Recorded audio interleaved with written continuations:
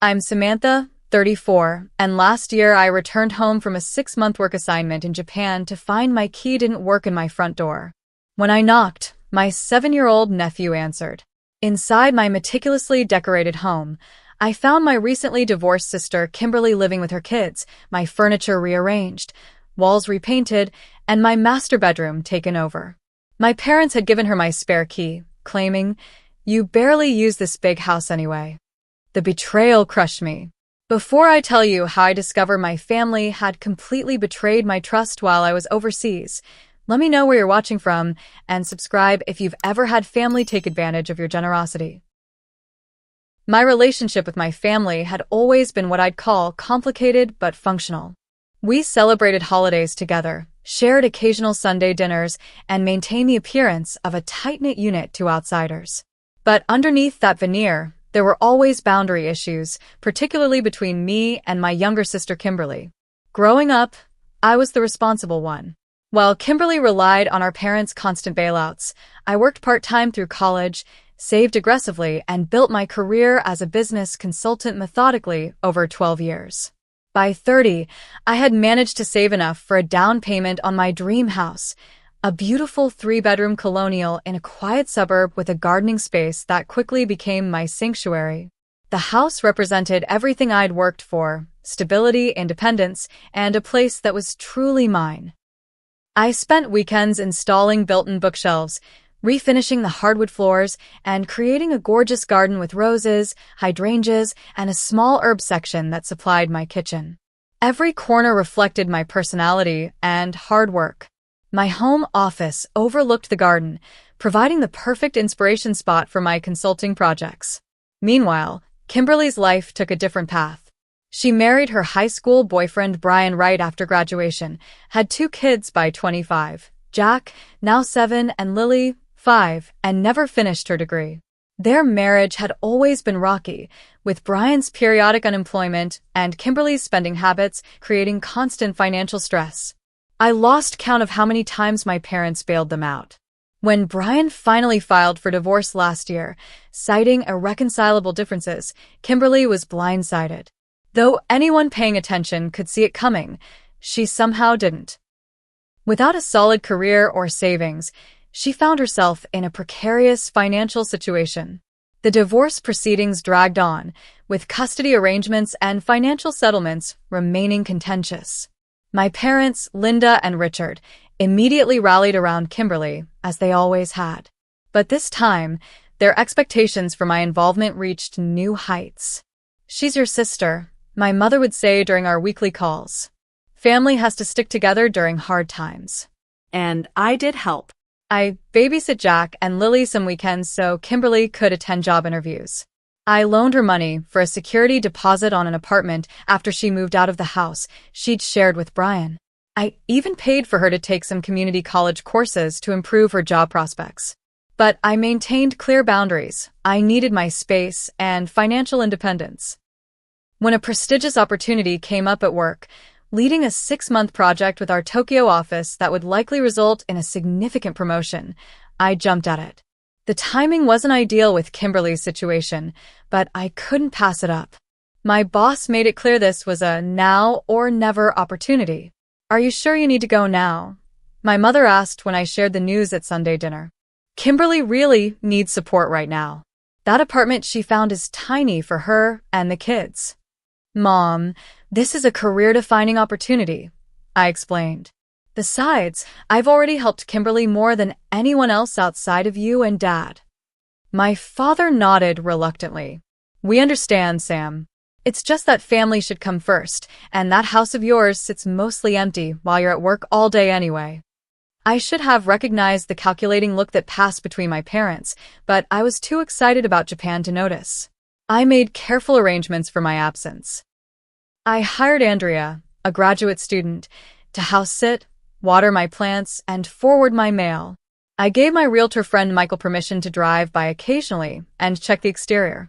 I set up automatic payments for my mortgage and utilities.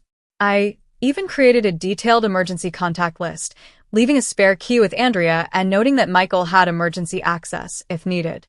The day before my flight, my mother called with an unusual request. Sam, can you drop off your spare house key with us before you leave?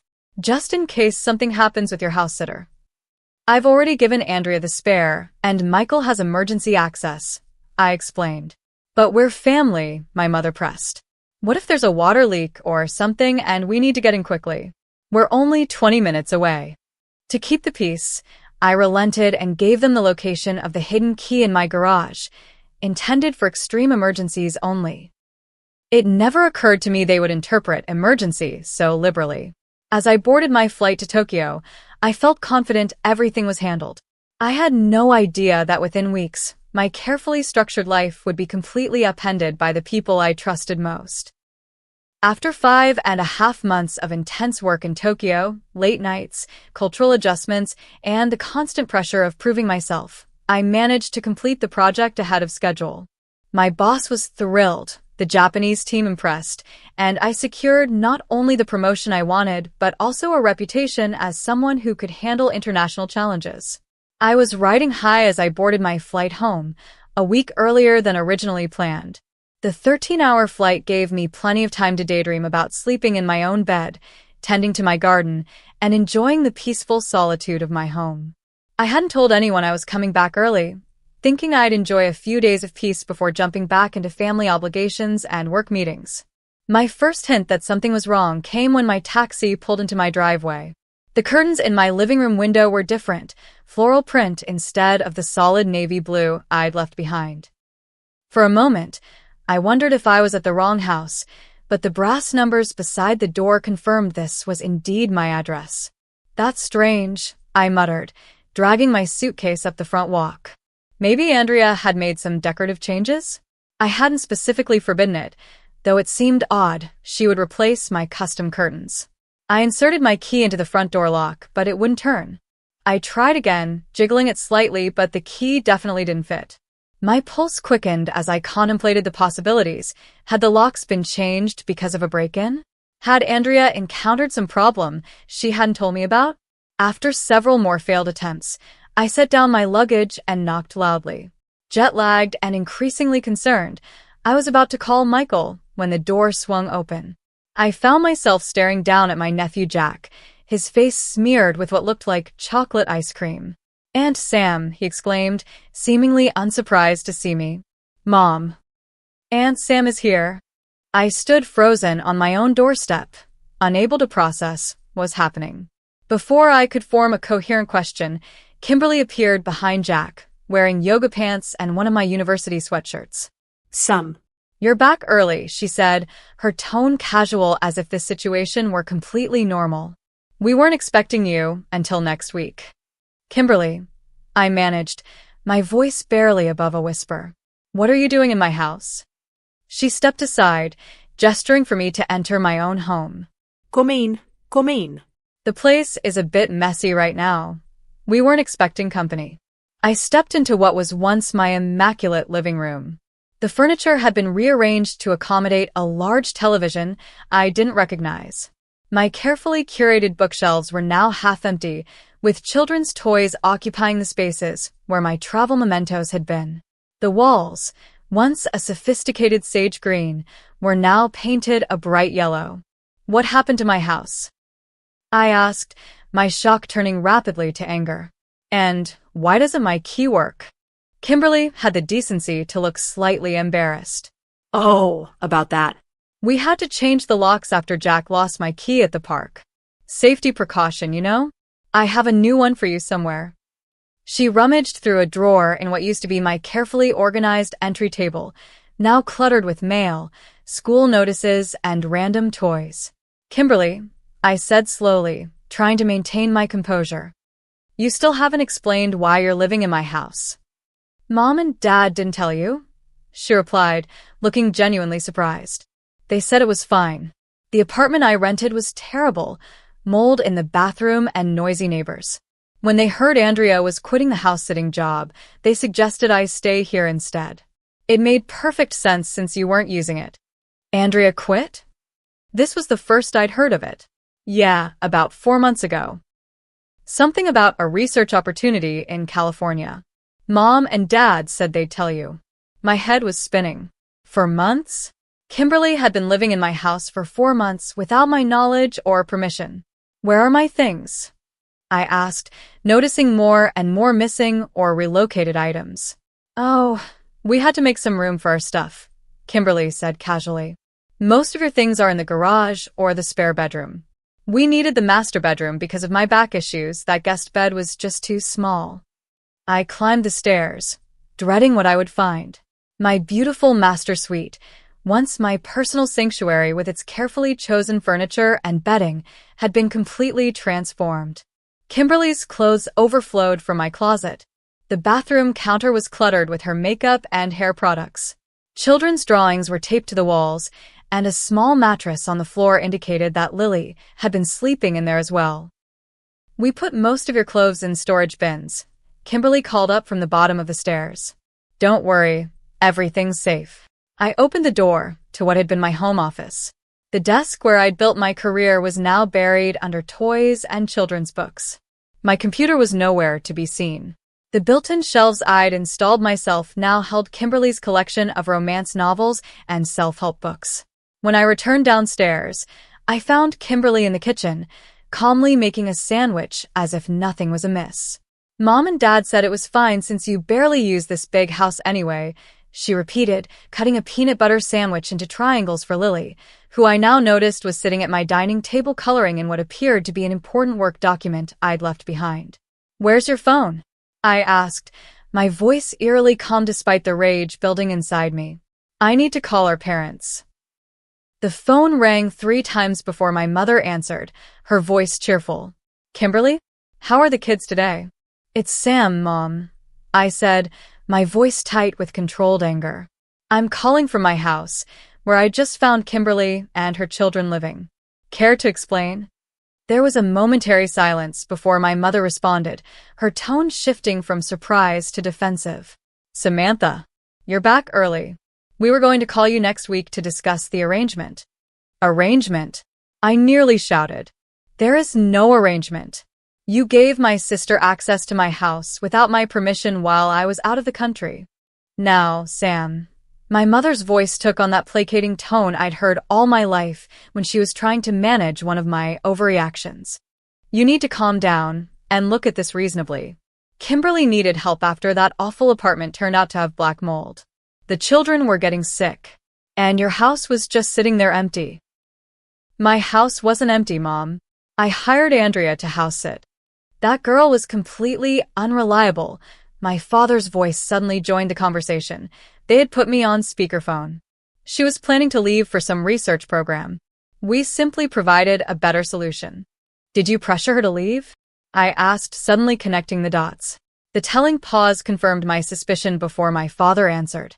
We merely pointed out that your sister could take better care of the place, being family and all. And you didn't think to consult me about this decision regarding MY house that I paid for? Honestly, Samantha, my mother sighed dramatically, you've always been so rigid about your things. We knew you'd make a fuss, even though it's the right thing to do. Your sister has nowhere else to go, and you have that big house all to yourself. It's selfish. The accusation hit me like a physical blow. After all I'd done to help Kimberly over the years, I was being called selfish for expecting to return to my own home? What about Michael's reports? I asked, remembering my realtor friend who was supposed to be checking on the property. He never mentioned Kimberly living here. He only drove by to check the exterior, my father explained. We told him everything was fine whenever he called. The betrayal deepened. They had deliberately intercepted communications to keep me in the dark. How long has Kimberly been living here? I demanded. About 4 months, my mother admitted. It's working out beautifully. The children love having a yard to play in. And honestly, Sam, that house is too big for just one person anyway. For months, the same time frame Kimberly had mentioned. They had moved her in almost immediately after I left for Japan. I want everyone out by tomorrow, I stated firmly. My parents' reaction was immediate and unified. That's completely unreasonable. My father boomed. Where would they go? You can't just throw your sister and her children out on the street. It's my house, I reminded them, and none of you had permission to be there in the first place. We're coming over, my mother declared. Clearly, we need to discuss this as a family. We'll bring dinner. Before I could object, they hung up.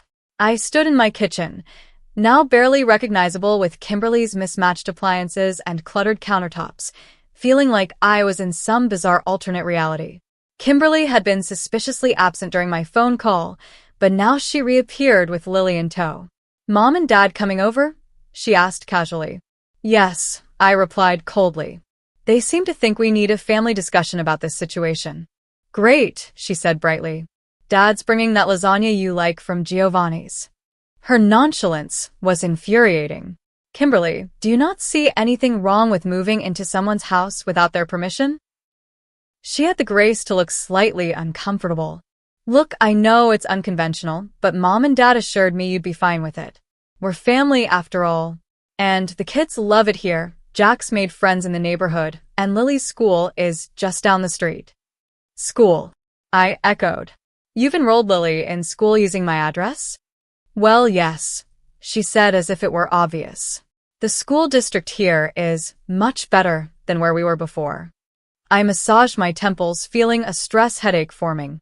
This is unbelievable. 2 hours later, my living room hosted the most tense family dinner of my life. My parents arrived with a promised lasagna, acting as if this were a normal Sunday gathering rather than a serious breach of trust. "Samantha," my father began after we'd eaten in uncomfortable silence, "we understand you're surprised, but try to see the bigger picture. Your sister needed help during a difficult time. And I've helped her," I countered. "I loaned her money, babysat the kids, paid for her classes. But that doesn't give any of you the right to move into my house without permission." "It's just a house," my mother dismissed with a wave of her hand. "Family is what matters. Kimberly and the children needed stability. If family matters so much, why didn't you take them in?" I challenged. My parents exchanged glances. "Our house isn't suitable for children anymore," my father claimed. "Your mother converted the spare bedrooms into her craft spaces years ago. And your house is so much bigger," my mother added. "It makes no sense for it to sit empty when family needs it." "It wasn't empty. I lived there. I still live there," I insisted. "But you were gone for 6 months," Kimberly interjected. "And you're hardly ever home anyway with all your work trips and late nights at the office." "That doesn't make it any less my house that I paid for," I said through gritted teeth. My mother reached across the table to pat my hand condescendingly. "Sweetheart, no one is questioning that you own the house. We're just saying that sharing is the right thing to do in this situation." "Sharing would involve asking me first," I pointed out. "Well, now that you're back," my father said as if offering a generous compromise, "you and Kimberly can live here together. There's plenty of room for everyone." I stared at him in disbelief. "You expect me to share my house with Kimberly and her kids indefinitely? Just until she gets back on her feet," my mother assured me, though her vague timeline did nothing to comfort me. "And where am I supposed to sleep?" "Kimberly's taken over my bedroom. The guest room is perfectly nice," my sister offered helpfully. "We kept most of your things in there anyway." The conversation continued in this vein for another hour, my family united in their conviction that I was being unreasonable for wanting my own house back, while I grew increasingly frustrated by their inability to see the fundamental violation of my boundaries. "I can't believe how selfish you're being," my mother finally snapped when I remained firm. "After everything we did for you growing up. What does that have to do with this situation?" I asked, genuinely confused. "Family takes care of family," my father stated, as if reciting an irrefutable law. "Your mother and I sacrificed so much for you girls. Now it's your turn to sacrifice for your sister." "By giving up my house without even being consulted?" I challenged. "If that's what's needed, yes," he replied without hesitation. "As your parents, we expected better from you, Samantha. Kimberly is going through a divorce with 2 small children. Where is your compassion?" The guilt trip was so blatant it would have been laughable if it wasn't so effective. Despite knowing I was right, I felt that familiar twinge of doubt. Was I being selfish? Should I just accept this invasion as my familial duty? As the evening ended with no resolution, My parents made their position clear. If I forced Kimberly and the children out, I would be severing my relationship with the entire family. Think carefully about what matters more, my mother warned as they prepared to leave.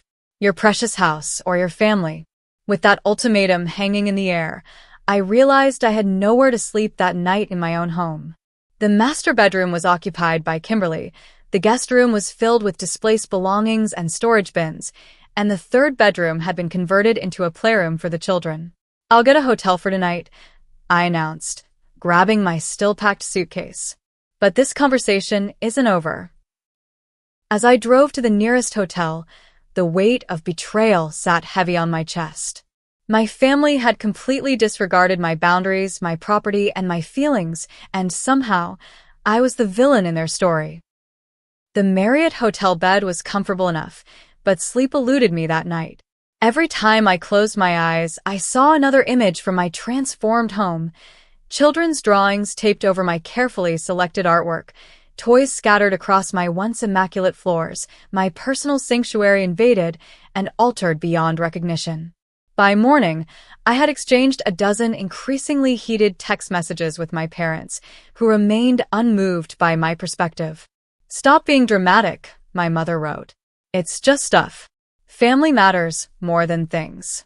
I decided to return to the house while Kimberly was taking the kids to school, hoping to assess the full extent of the changes without an audience. What I found was even worse than I'd initially realized. My bedroom closet had been completely emptied of my clothing to make room for Kimberly's extensive wardrobe. My clothes were indeed in storage bins, as she'd claimed, wrinkled, haphazardly folded, and stacked in the garage where they'd absorbed the scent of motor oil and dampness. In my bathroom, I discovered my expensive skincare products had been used and not replaced. My custom shower curtain was gone, replaced with a cartoon character theme that delighted Lily, but made me cringe. But the worst discovery came when I opened my jewelry box, seeking the comfort of my grandmother's pearl necklace, a treasured inheritance I'd received after her passing. The velvet-lined compartment was empty. My heart racing, I searched the entire bedroom before finding Kimberly's jewelry collection in my vanity drawer. Mixed in with her costume pieces was my grandmother's necklace, 2 pearls missing and the clasp broken. Hands shaking, I called Kimberly immediately. "Oh, that old thing," she replied dismissively when I demanded an explanation. "I borrowed it for a job interview." The clasp was already loose, and it broke when I was taking it off. "I meant to tell you about it." "You had no right to touch it," I said, my voice breaking. "That necklace was from Grandma. It's irreplaceable." "Don't be so materialistic, Sam," she sighed. "It's just a necklace. Besides, we're sisters. What's yours is mine, right?" That philosophy apparently extended to everything I owned. As I continued my inventory, I found precious souvenirs from my international business trips damaged or missing. My collection of first edition books had been relegated to cardboard boxes in the garage, where water damage had ruined several volumes. My home office was unrecognizable, my desk scratched from children's art projects, my files disorganized or discarded. A knock at the door interrupted my distressing survey. I opened it to find my neighbor Margaret, a retired teacher who had watered my garden occasionally before I left. "Samantha, you're back," she exclaimed. "I thought you weren't returning until next week. Your sister mentioned you'd extended your stay in Japan." Another lie. "No, my project finished early," I explained, inviting her in out of politeness despite my emotional state. "I've been keeping an eye on things," Margaret said, settling onto my couch, or rather, what used to be my couch before Kimberly had covered it with a floral slipcover. "Your sister and her children seem to have settled in nicely as co-owners." "Co-owners?" I repeated, alarm bells ringing. Margaret nodded. "That's what Kimberly told the neighborhood association, that you two had decided to co-own the house, with you working internationally and her managing things here. She even attended the meetings in your place." The misrepresentations were piling up at an alarming rate.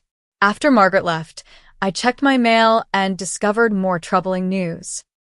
Several utility bills were marked final notice, and there was a letter from my mortgage company about missed payments. I immediately called the mortgage company, only to learn that the automatic payments I'd set up had been canceled 3 months ago. When I checked my online banking, I found the money I'd budgeted for mortgage payments still in my account.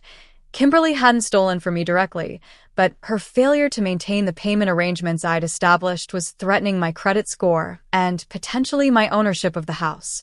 Even more disturbing was the letter from a local bank denying a home equity loan application, one I had never submitted. Apparently, Kimberly had attempted to take out a loan using my house as collateral, forging my signature on the application. Only the bank's verification process had prevented the fraud from succeeding. As I sat surrounded by evidence of Kimberly's complete disregard for my property and privacy, my phone pinged with texts from my parents, asking if I'd calmed down, and was ready to discuss a reasonable arrangement for cohabitation with Kimberly. The final shock came when I heard a male voice in the driveway. Looking out the window, I saw Brian, Kimberly's ex-husband, unloading groceries from his car with a familiarity that suggested this wasn't his first visit. When I confronted Kimberly about it that evening, she shrugged.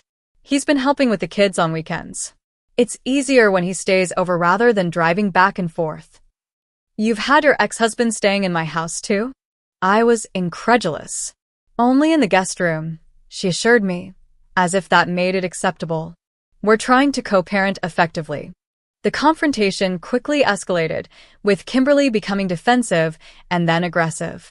You've always been so selfish, she accused. I've been going through the worst time of my life, and all you care about is your precious house and things. You have no idea what it's like to struggle like I have. You're right, I replied, my patience finally snapping. I don't know what it's like, because I made different choices. I worked hard for everything I have, including this house that you've taken over without permission. Of course you'd throw that in my face, she cried. Just because you don't have kids and responsibilities tying you down, you think you're better than me. Some of us didn't have the luxury of focusing only on our careers.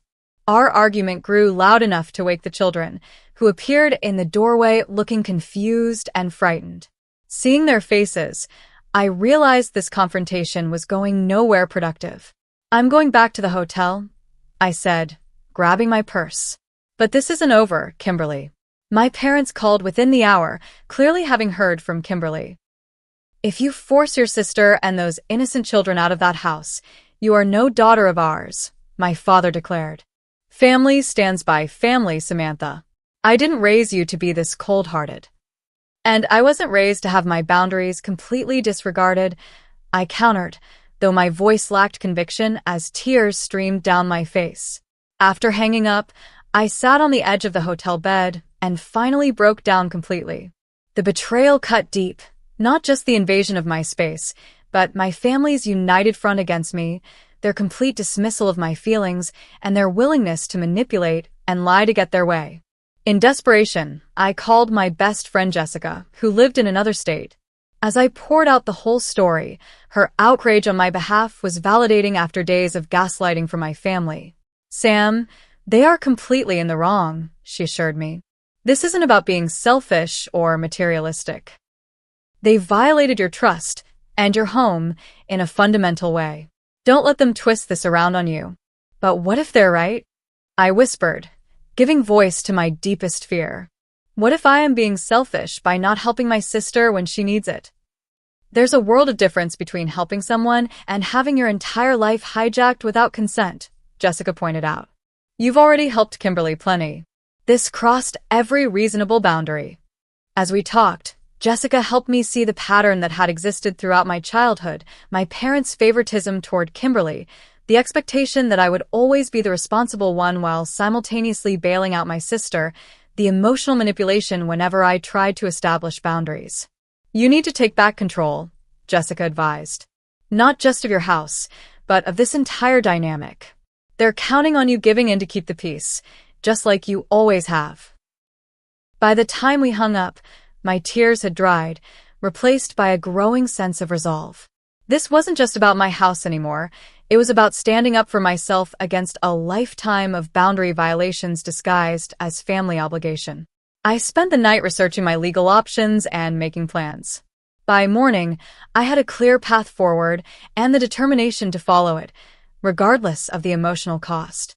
My family had forced this confrontation, and for once, I wasn't going to back down to keep the peace. The next morning, I met Michael, my realtor friend, at a local coffee shop. His expression was a mixture of guilt and concern as I approached his table. "Sam, I'm so sorry," he began immediately. "I had no idea your sister was living there.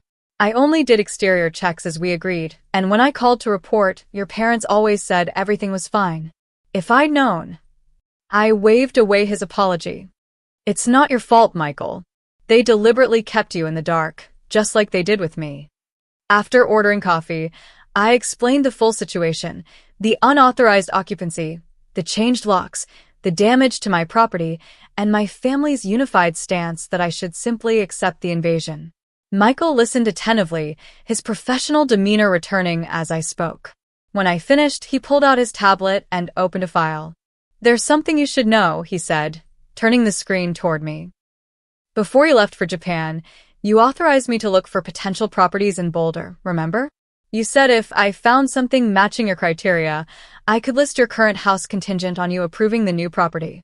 I had nearly forgotten our conversation amid the chaos of preparing for Japan and the current crisis.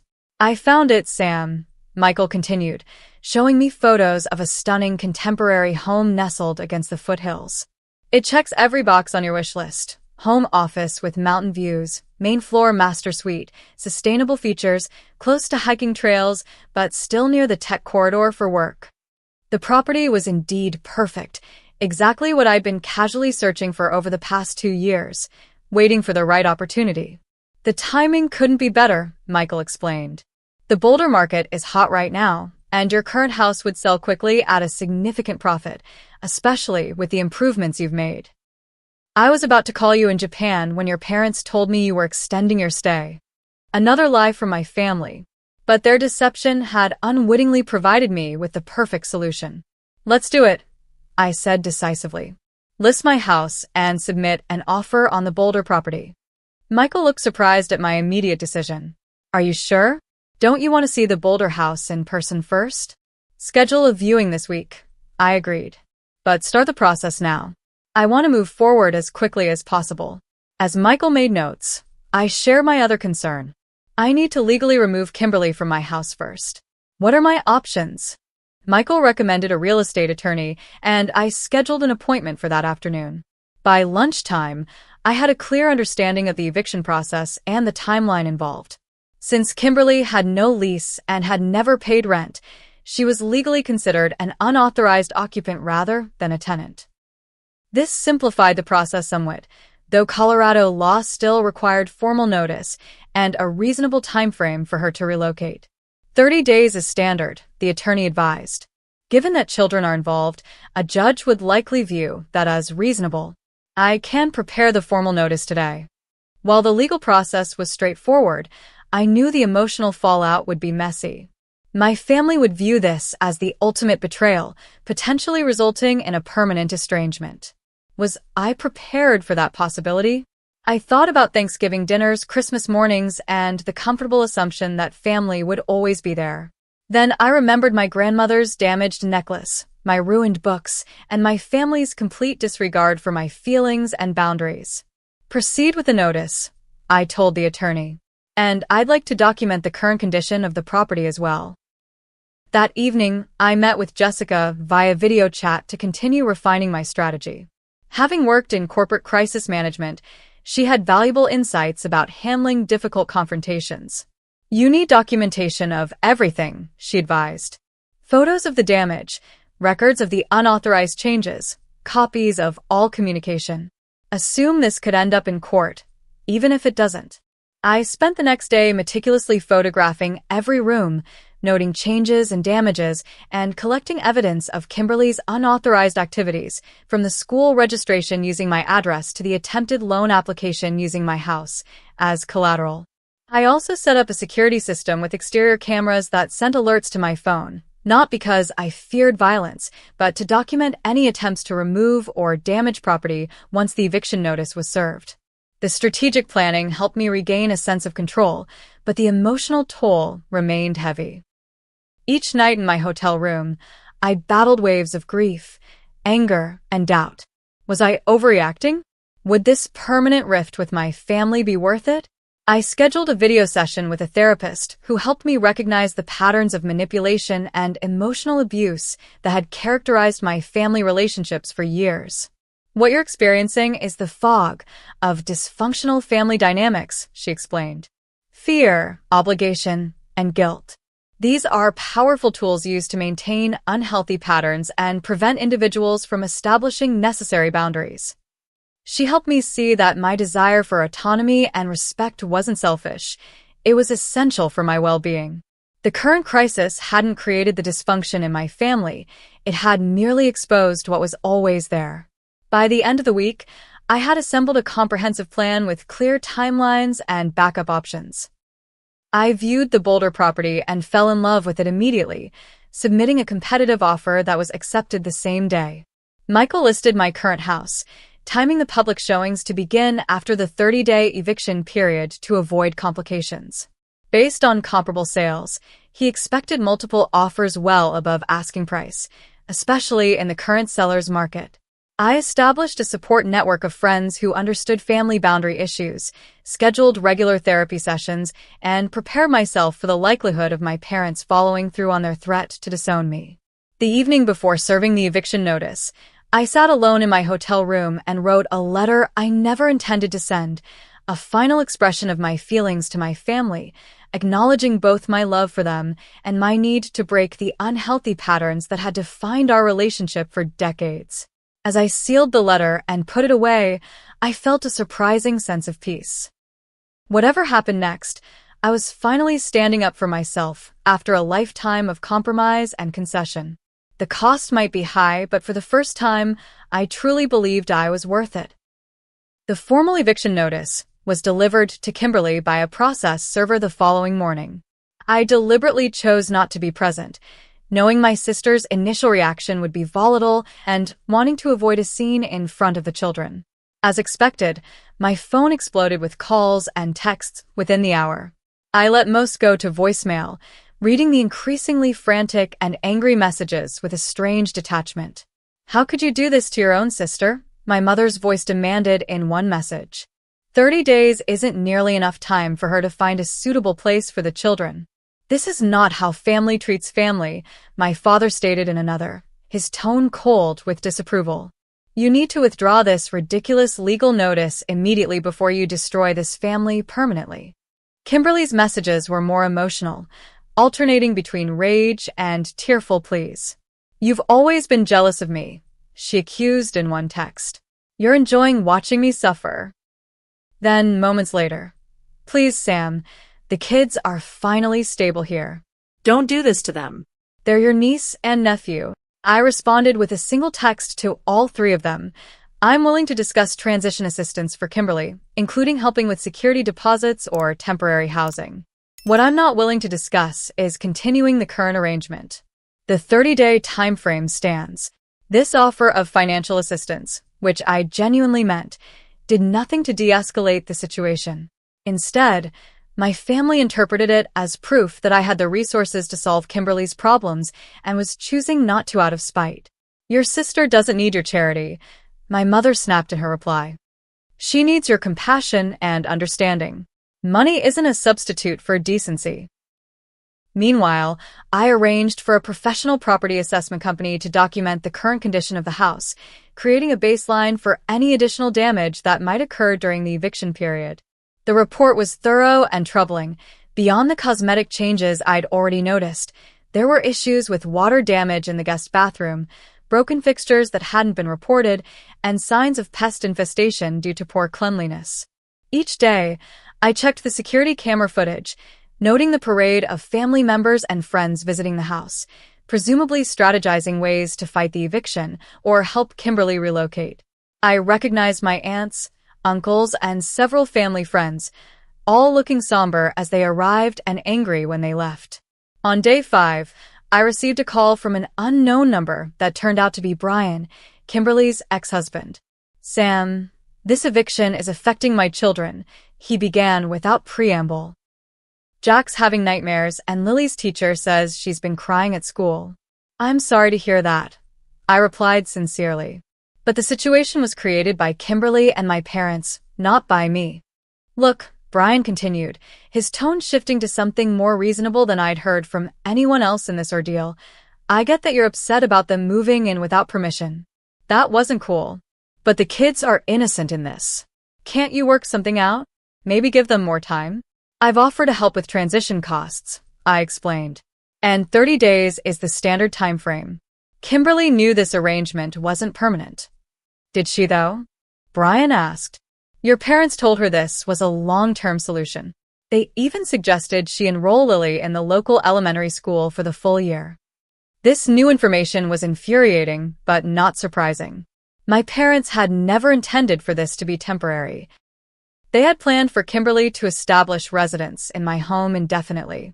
After 10 days with no direct communication from my family except angry messages, I received a formal letter from a lawyer representing Kimberly, claiming she had established tenant rights and demanding a 6-month extension of the eviction timeline.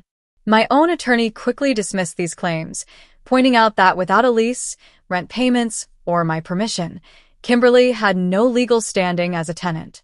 He responded with a firm but professional letter reiterating the 30-day timeline and warning against any attempt to damage property or prevent the legal sale of the house. This legal response seemed to finally convince my family that I was serious. My father called, his tone significantly less hostile than in previous messages.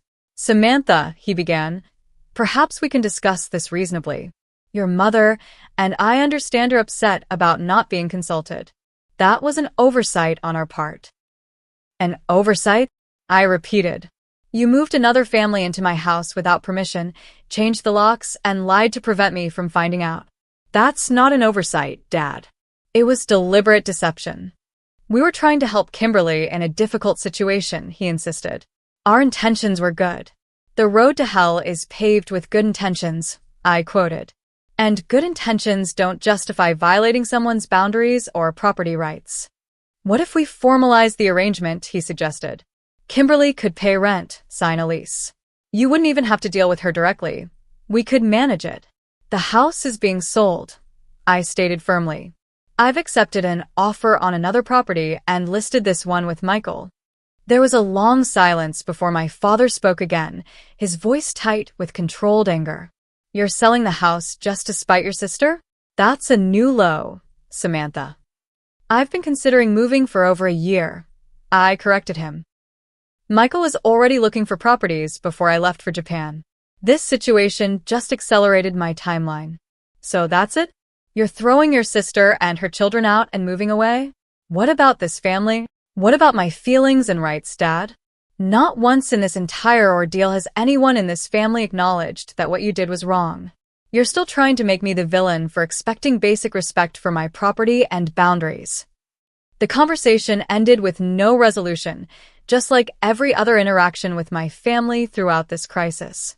But something had shifted. They finally seemed to understand that I wouldn't be manipulated or guilted into backing down. 2 weeks into the eviction period, Michael informed me that we had received 5 offers on my house, all above asking price. The top offer was nearly 20% over my listing price, with minimal contingencies and a flexible closing date to accommodate the current situation. The buyers know about the occupancy issue? I confirmed. Yes, Michael assured me. I've been transparent about the 30-day eviction process. They're willing to wait for clean possession. I accepted the offer, setting the closing date for 2 weeks after the eviction deadline to allow time for any necessary repairs and cleaning. The next day, I drove to the house, steeling myself for another confrontation.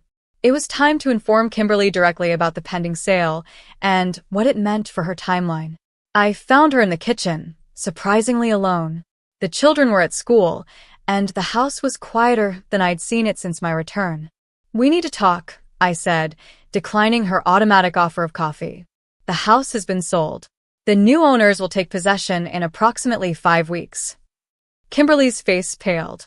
You actually sold it? Without even telling me? I'm telling you now, I replied evenly.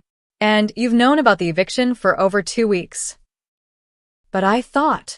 She trailed off, and I could see the realization dawning that this wasn't a bluff or a negotiation tactic. "Where are we supposed to go?" "That's something you need to figure out," I said. "I've offered financial assistance for security deposits or temporary housing. That offer still stands." "You know what rentals cost in this area," she protested. "And most places want proof of income that I don't have yet. My job doesn't start for another month." "Mom and Dad have a house," I pointed out. "They could take you in temporarily." Kimberly's expression told me everything I needed to know about that suggestion. Our parents had been happy to volunteer my house, but were apparently unwilling to open their own home to her and the children. "They said their house isn't set up for kids," she mumbled, confirming my suspicion.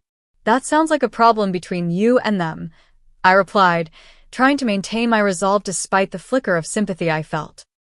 "The fact remains that you need to vacate this property within 16 days. As I turned to leave, Kimberly called after me, her voice small. Some? "I'm sorry about Grandma's necklace. I shouldn't have taken it without asking." It was the first genuine apology I'd received from anyone in my family, and it caught me off guard. For a moment, I saw the little sister I'd protected and loved all those years ago, before the patterns of entitlement and favoritism had solidified. "Thank you for that," I said quietly. "I appreciate the apology." Later that day, my mother called with what she clearly thought was a compelling argument against the sale. "Kimberly's applied for subsidized housing, but there's a waiting list," she explained. "If you go through with this sale, you'll be making your sister and her children homeless." "Or," I countered, "you and Dad could offer them your guest room temporarily. Or help with rental costs. There are options that don't involve my house." "We're on a fixed income, Samantha. We can't afford to subsidize another household." "Neither can I, Mom. And it's not fair to expect me to give up my house indefinitely because of Kimberly's situation." "I never thought you could be this heartless," she said before hanging up. The final days of the eviction period were tense, but relatively quiet. Through the security cameras, I observed a gradual exodus of possessions, furniture being loaded into a borrowed truck, boxes carried out by friends and family members. 3 days before the deadline, I received a terse text from Kimberly. "We'll be out by Friday." Rented a place in Lakewood with Brian's help. I felt a surprising surge of relief that she had found a solution, even as I recognized that this resolution didn't heal the deeper wounds in our family relationships. On the final day, I arrived with Michael and a locksmith to change the locks once again. The house was empty of Kimberly and the children's possessions, though the damage and alterations remained: painted walls, stained carpets, scratched hardwood floors. "The repairs will come out of your proceeds," Michael reminded me. "But given how much over-asking you're getting, you'll still come out well ahead." As we walked through the vacant house, I found a note taped to the refrigerator in my mother's handwriting. "I hope your empty house brings you more happiness than your family did." The guilt trip was so predictable it almost made me laugh. Instead, I removed the note and tucked it away with the unsent letter I had written weeks earlier, artifacts of a family dynamic that had finally reached its breaking point. That evening, as I settled into my hotel room for what would be one of my final nights in the city, I received an unexpected call from my father. "I still don't agree with how you handled this," he began, his voice gruff. "But your mother and I have agreed to let Kimberly and the kids stay with us until she finds something permanent." It was as close to a concession as I was likely to get. "I'm glad to hear that, Dad. Will we see you before you move to Boulder?" The question contained a wealth of unspoken complexity, an acknowledgement of the rift, perhaps even a tentative olive branch. "I don't know," I answered honestly. "I need some time." "Family is forever, Samantha," he said, his standard refrain. "So are the consequences of how we treat each other," I replied quietly. After we hung up, I looked around the impersonal hotel room that had been my home for weeks. Soon, I would be in a new city, in a house that was truly mine, without the weight of unhealthy family expectations pressing down on me. The cost had been high, possibly a permanent estrangement from my family, but for the first time in my life, I had stood firm in defense of my own boundaries. Whatever came next, I would face it on my terms, not as the perpetual peacekeeper and problem solver my family had always expected me to be. In that moment of clarity, despite everything, I felt strangely free. 6 months after the eviction drama, I stood in my new living room in Boulder, watching the alpenglow turn the Flatirons a brilliant shade of pink. The contemporary house, with its wall of windows facing the mountains, had proven to be everything I hoped for: peaceful, private, and completely mine. The sale of my previous house had gone through, without further complications. The final selling price was 22% above my asking price, providing a substantial cushion for the purchase of this property and the necessary renovations to repair the damage Kimberly and her children had left behind. Michael had managed the closing process flawlessly, and the new owners, a young professional couple, seemed thrilled with the house despite knowing its recent history. "They're planning to repaint anyway," Michael had told me with a wink. So Kimberly actually saved them some prep work. The move to Boulder represented more than just a change of scenery. It was a fresh start, a physical manifestation of the boundary setting I had begun during the eviction process. My new home security system included cameras and an advanced electronic lock that allowed me to grant temporary access codes to visitors. No spare keys hidden in the garage for family members to discover in my absence. Communication with my family remained minimal and strained. Kimberly and the children had indeed moved in with our parents, a situation that, according to my Aunt Elaine, the only family member who still called regularly, was testing everyone's patience. The spacious craft rooms my mother had claimed made their house unsuitable for children had been hastily converted back into bedrooms, and the fixed income that couldn't support another household was somehow stretching to accommodate 3 additional people. I sent birthday cards to Jack and Lily with generous gift cards enclosed. My issues with their mother and grandparents weren't their fault, but otherwise maintained my distance as I processed the betrayal and worked through my feelings with Dr. Winters, my therapist. Family estrangement is rarely a single event, she explained during one of our sessions. It's usually the culmination of long-standing patterns that finally reach a breaking point.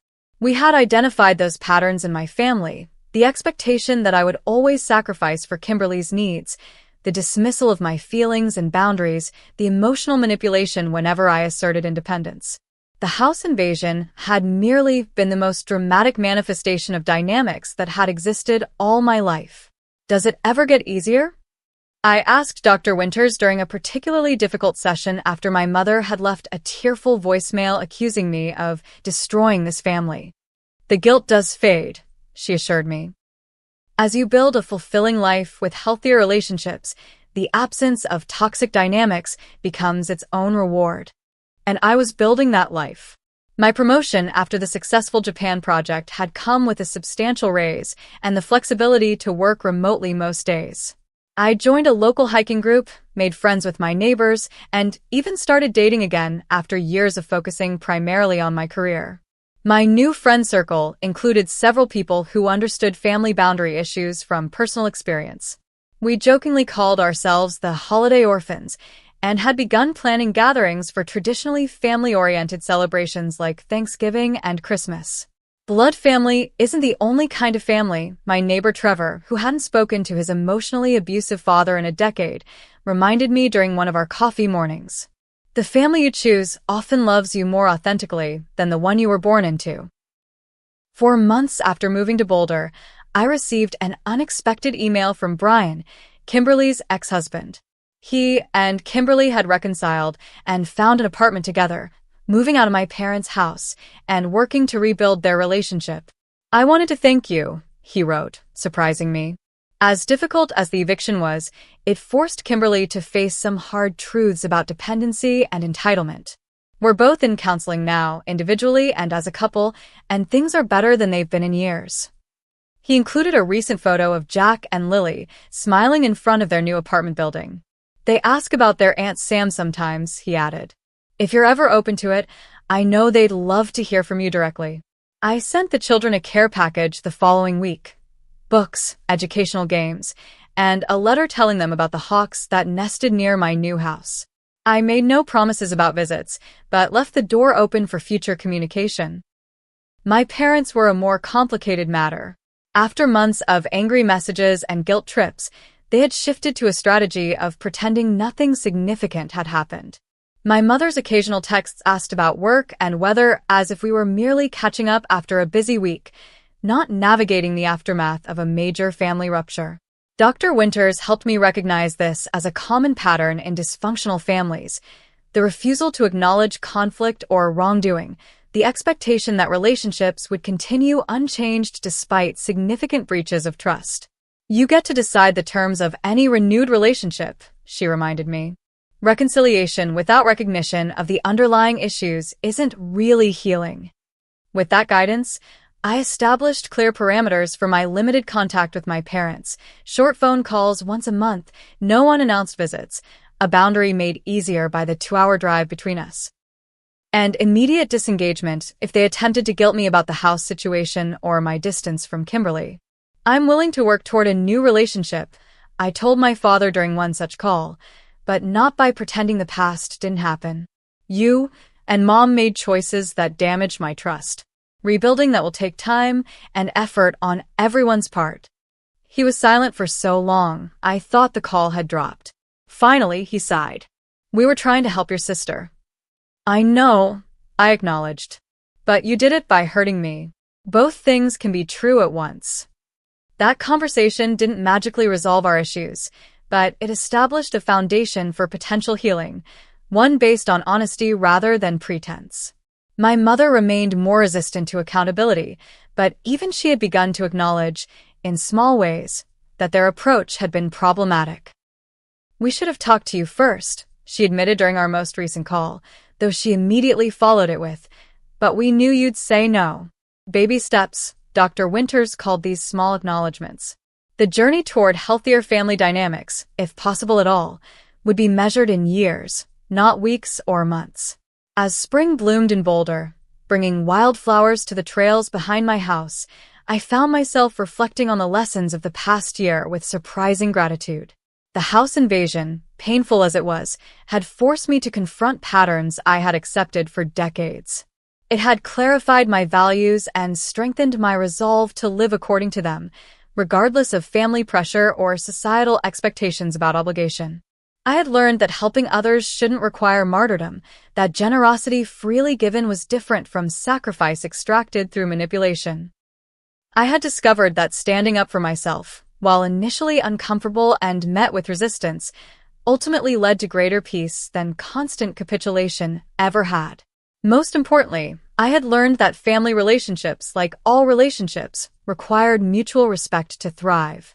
Love without boundaries wasn't really love at all. It was an unhealthy dependency that stunted growth on both sides.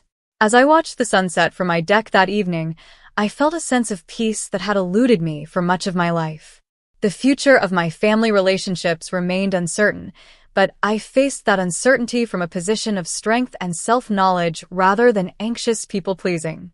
Whatever happened next would happen on my terms, in my time, in my way. And that made all the difference. Have you ever had to set difficult boundaries with family members? What was the hardest part for you? The guilt, the confrontation, or something else entirely? I'd love to hear your thoughts in the comments below. If this story resonated with you, please give it a like and subscribe to hear more stories about navigating complicated family dynamics and finding your own path. Share with someone who might need to hear that setting boundaries isn't selfish. It's essential for healthy relationships. Thank you for listening to my journey, and remember, family is important, but so are you and your boundaries.